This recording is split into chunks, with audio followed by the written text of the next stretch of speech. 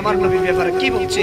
এটা কোন নবী যেই নবীর ব্যাপারে চেহারা নিয়ে আমার আল্লাহ বলেছেন ওয়াদুহা, বলেন সুবহানাল্লাহ।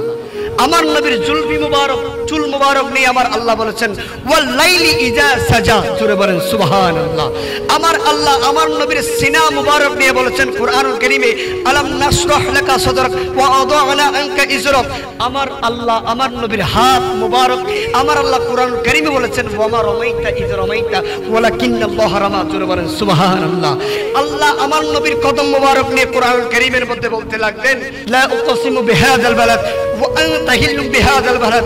আমার আল্লাহ আমার নবীকে সবকিছু দেওয়ার পর হাবিবকে এমন এক নিয়ামত দিয়েছে যে নিয়ামত উম্মতে মুহাম্মদী হাকিকাতান যারা উম্মত, যারা আমার নবী প্রেমে ফিদা হয়ে গিয়েছে, যাদের অন্তরে ইশকের চেরাগ জ্বলে উঠেছিল, ওই তারা হচ্ছে কিয়ামতের ময়দানে যেই পানি তারা খাবে এমন এক নিয়ামত দিয়েছেন, যেই নিয়ামতের নাম হচ্ছে ইন্না আ'তাইনাকাল কাউসার। একটু জোরে বলেন সুবহানাল্লাহ।